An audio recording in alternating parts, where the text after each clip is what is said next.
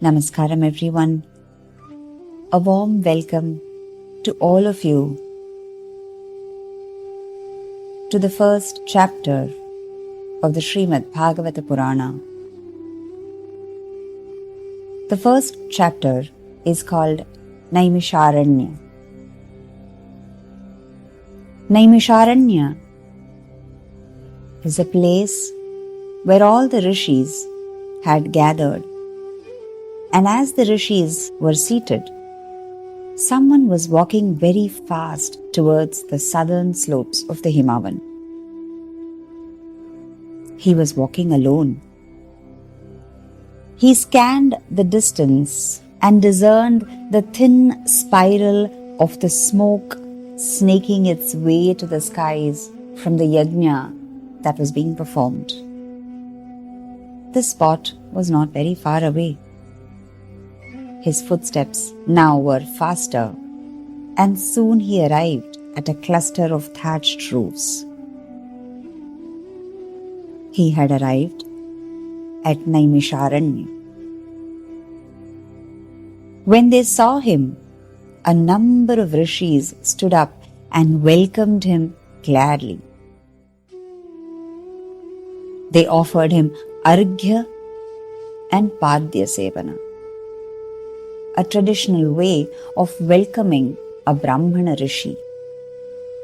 Making sure that he was feeling fresh after this long trek, they spoke to him in humble tones. Rishi Shaunaka, the leader of the group, stood up with folded hands and said, "Our hermitage, Ashrama, is honored by the visit of the great Ugrashrava, the son of Romaharshana. Vyasa was the guru of Ugrashrava, the son of Romaharshana. And from that great seer Vyasa, Romaharshana had learnt all the Puranas. As for you," the rishis said, "you are famed as the Suta Pauranika, whom we also call as Suta Maharishi. And we are all eager to sit at your feet and listen to the many stories which you know so well," said the rishis. "Please recount all of them to us." Suta Maharishi said, smiling at them, "I heard that you were set on performing the Brahmasatra, a yajna that should last for 1,000 years. Dwapara, the third quarter of time, has passed and Kali has set in. And with the advent of Kali, the earth has become the home of adharma, of untruth, of injustice, and all the many sins which are the attendants of Kali. This holy spot of Naimisharanya, I know, cannot be touched by Kali, and I came here. Tell me, O rishis, what I can do for you, and I will do my best. It is the state of the earth ridden with Kali that has made us dread the future," said Shaunaka. "Man is no longer assured of his 100 years of life. Diseases rob him of his youth, and his death is premature. His physical well-being is threatened by many ills. His mind is clouded by Kama, Krodha, Lobha, Moha, Mada, Matsarya, the Shad Ripus, the 6 arch enemies of man. These in turn are attended by further smaller evils. Man's intellect is clouded by ignorance. If he has to emerge out of this illusion called Maya, if he has to save himself from the sinful life on earth, he will have to study the Dharma Shastras, the Puranas, the Vedas. But the man of today has neither the time nor the inclination to study what is good for him. Dear listeners, here Dharma Shastras is not about a compilation of what I must do and what I must not do. It is not just a simple book of rules and regulations. Dharma Shastra means a way of life which is completely aligned with truth, with nature, with well-being, with order, with regulation. And prosperity is the outcome of living a life of Satya, Dharma, Vyavastha. Sometime during the narrations, I will elaborate on the real understanding of Dharma. Dharma is not religion. Religion may be a part of Dharma. Dharma is not rituals. Rituals are a small part of Dharma.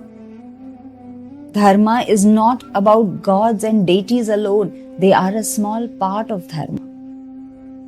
Dharma is the very way that this whole universe operates.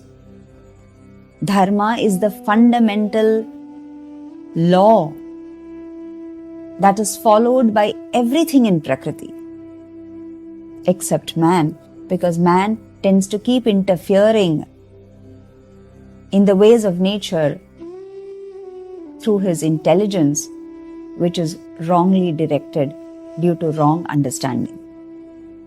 So Shaunaka Rishi continued that, O Rishi, O great Rishi, Suta, please therefore let us know about a single kavsya, a great single work, a single poem, studying which man can become pure and good and be free from the bondage of karma. Krishna, the incarnation of Lord Narayana, was on the earth during Dwapara. He left us and went away, and with him went Dharma, righteousness. People are groping in the darkness called ignorance.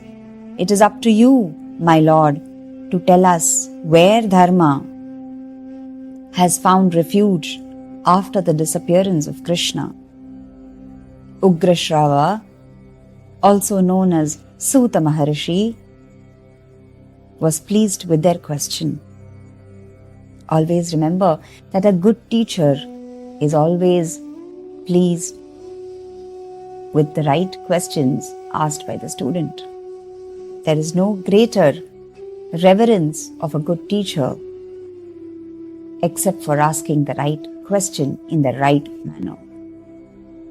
He smiled at them and said, I will tell you where righteousness has found refuge after Krishna left the earth. The sun has risen. The sun, the Atma, will dispel the inner darkness in the mind of the man during this sinful Kali Yuga. That sun is the great Bhagavata Purana composed by the seer Vedavyasa. The Bhagavata tells you the story of the Lord and the many avatars he took to establish order or balance or dharma on the earth. He is the infinite, the incomprehensible, not bound by anything, not by the chain of cause and effect, which makes the ordinary man live through janma after janma in an endless cycle. He is beyond all this. But man is not good enough or great enough to realize him.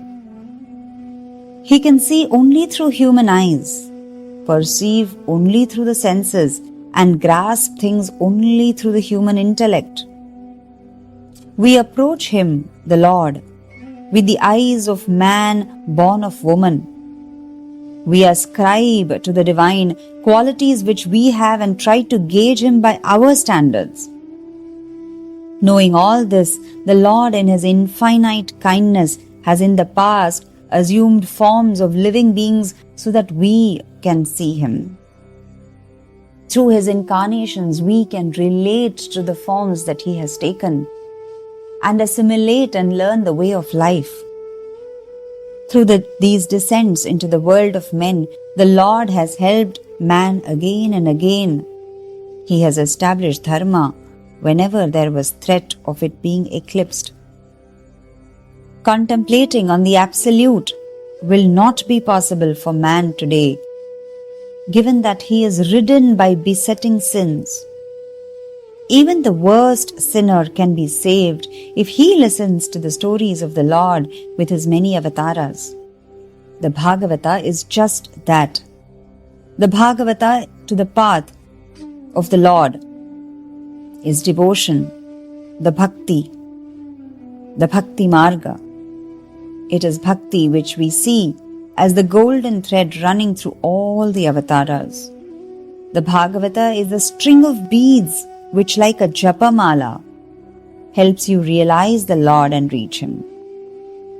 Vyasa composed this Puranas as his last contribution for the good of the world. I will tell you how this Purana came about. Om